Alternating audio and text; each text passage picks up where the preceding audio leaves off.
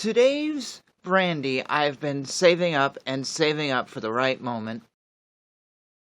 Before I share it with you, though, I want to share another drink that I got as a Christmas gift.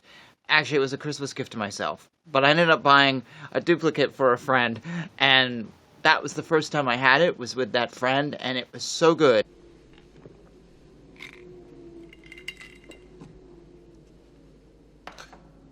So I just want to give a recommendation to Jefferson's Bourbon Whiskey. This is a marvelous invention, Mr. Jefferson.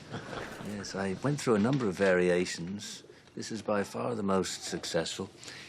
Simplest is always the best. So I am a huge presidential history buff, fan, reader, whatever. You can even see Bill Clinton's face right here. And if you look very carefully, you'll see that these are all presidential history books. Because, actually, you can see Richard Nixon. There's some stamps here. Salt and pepper shakers of him. These are World War II stamps. I mean, I'm a big... actually, these are stamps here. You can't see it, but there's a stamp here of Jefferson Davis from the Confederate States, and there's also Washington and stuff. So I'm a huge presidential history buff. I could say that it reminded me of a story, but actually I wanted to tell the story whether anything reminded me or not. So when I saw something that said Jefferson, and it has this groovy picture on the back, there we go, can kind of see it in the light, I was like, yeah, I've got to have that. If nothing else, just for the bottle. Did you hear what I said?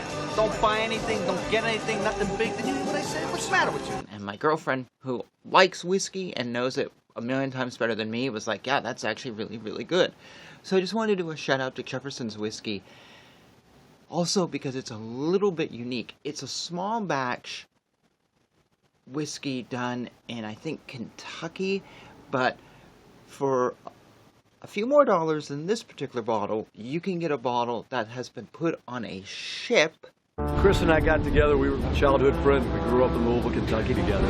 He was nice enough to invite me on my 40th birthday to the ship. As I sat on the bow of the ship, I watched the bourbon jostling back and forth in the bottle. I thought, this is happening in the bottle. It certainly happened in a barrel. You've got this incredible, easy drinking, very flavorful bourbon. Jefferson's Ocean. Cheers. I hope you all like it.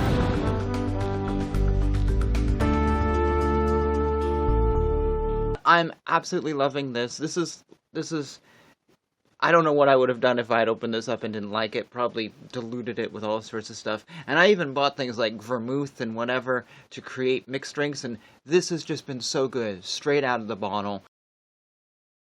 Now, why am I talking about whiskey on this channel? Because if you know, today's brandy is also presidential based.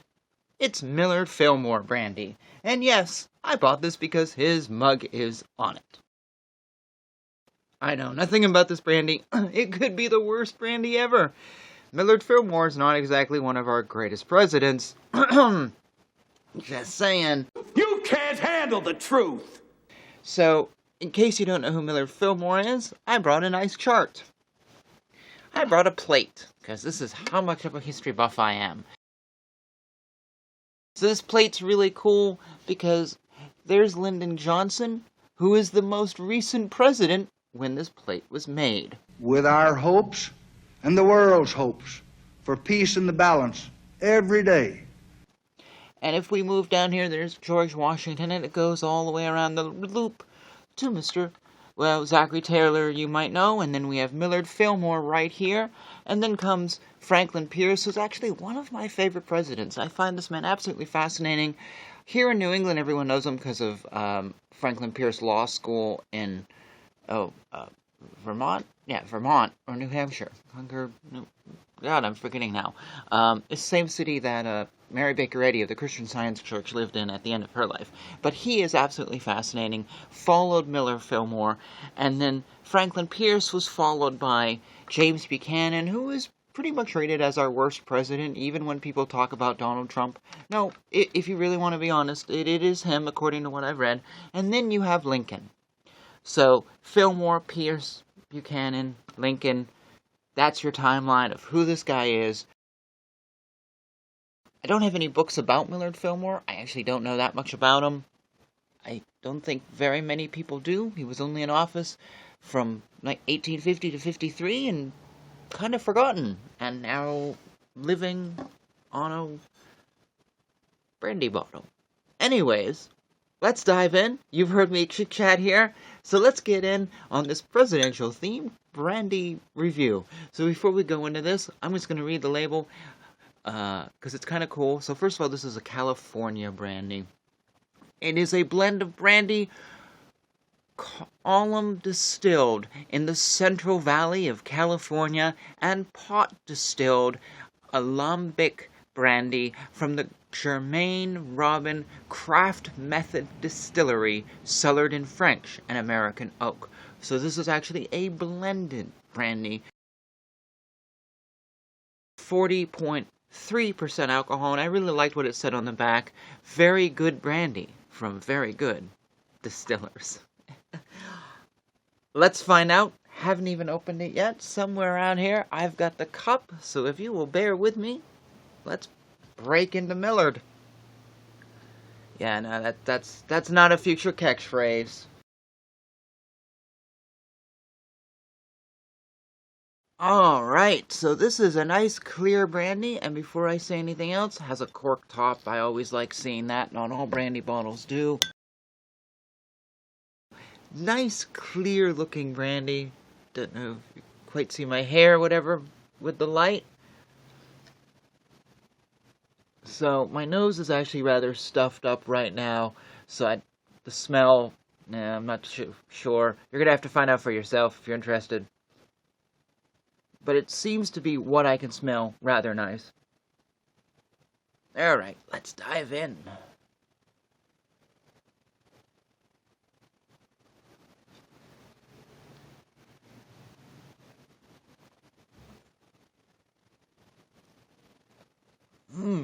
Oh.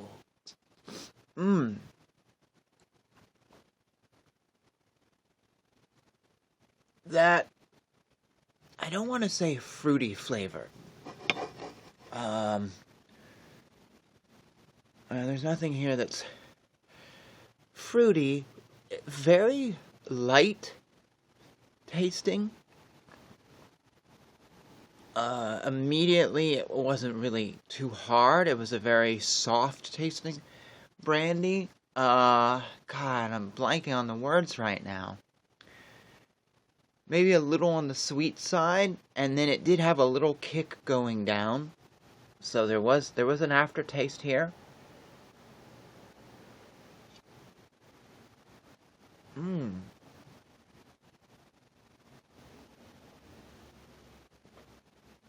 Very slight burn, not a hard burn.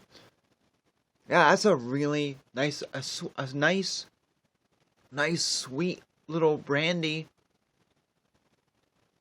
Not too much of a punch.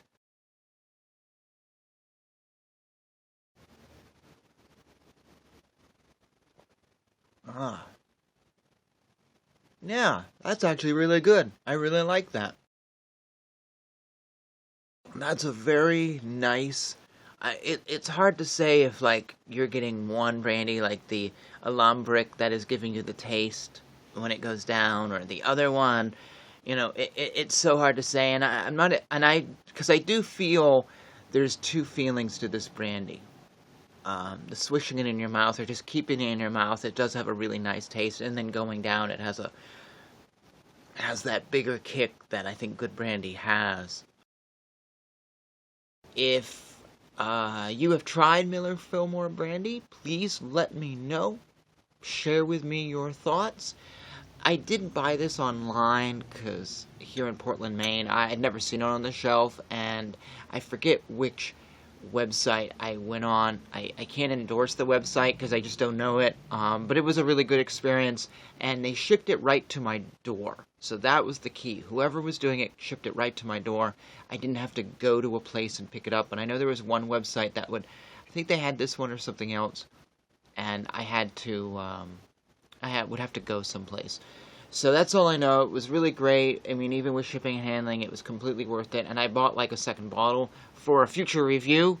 It actually, I'll give you a hint up. It's the Arat brandy that supposedly Winston Churchill received from Stalin. Supposedly, we don't know.